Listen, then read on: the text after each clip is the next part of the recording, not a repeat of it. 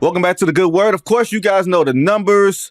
If you go up 2-0 in the NBA Finals, 86% of the time, you're going to win the series. We've seen it go in the other direction, most notably in 2016. The Cavs come back from down 2-0, down 3-1 to beat the Warriors, Game 7, all that type of stuff, right? Kyrie Irving brought up that tonight with Dan Devine.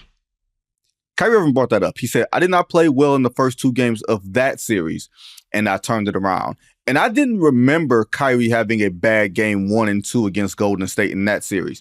I looked it up. He was like 7-22 in one of those games. I was like, oh, okay. And then he had like the master opus, the 40-point balls against Klay Thompson and, busting steps ass and everything else. All right, cool. Can they depend on that? Or is there another route? Is there another, maybe we can get downhill and break off Derek Lively and Gafford and start finishing over the top of the defense again? Or is that route completely closed? I don't think it's completely closed because I think we saw enough, or at least enough success at that. It requires like Luka being a battering ram for a quarter and a half, right? And that was effective. I think it was Luka had 23 points in the first half, and then in the second half it was only 9, but then he had 8 assists. So like it did open up the playmaking game. The question for Kidd, though, is like, how do we manipulate the pieces so that, if we're able to get Luka pound downhill enough to force Boston to bring more help, so that when those passes go out, it's like instead of it being a kickback to Josh Green, it's a kickback to Kyrie Irving, right? Like, how do we move the pieces around enough to where you get, or if you're moving, you're able to get Luka with that space, it's to create a corner shot for those guys, like a more comfortable in their game shot for those guys.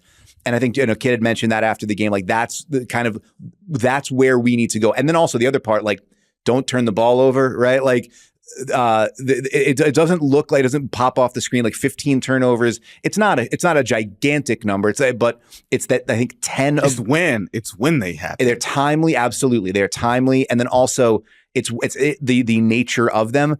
It's not like we throw the ball into the 15th row. 10 of those 15 were live ball turnovers. Boston had 10 steals in this game, and they scored. I looked this up, cleaningtheglass.com.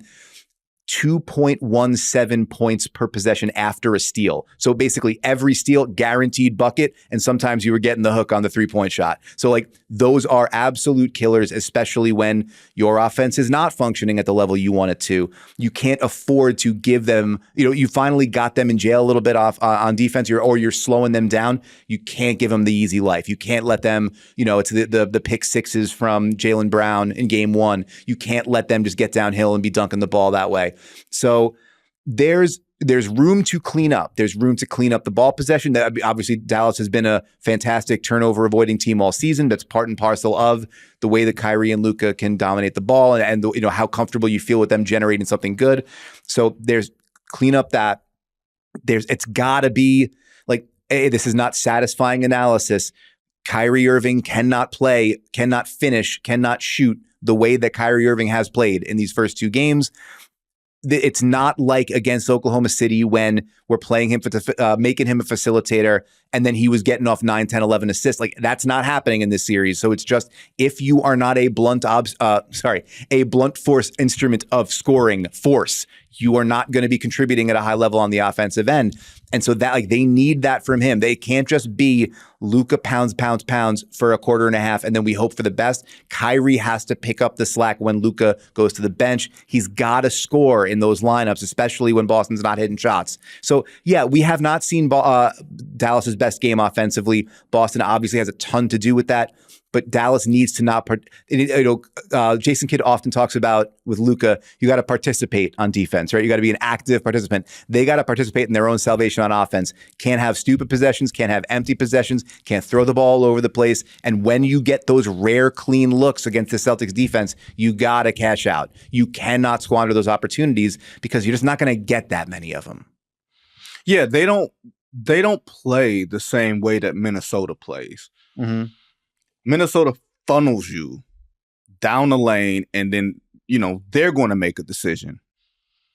Boston doesn't make decisions because their point of attack defense at the top is so good. Nobody's going to be in rotation. Nobody's going to overhelp. Nobody's going to overextend themselves to get away from shooters. They don't even have the damn shooters, right?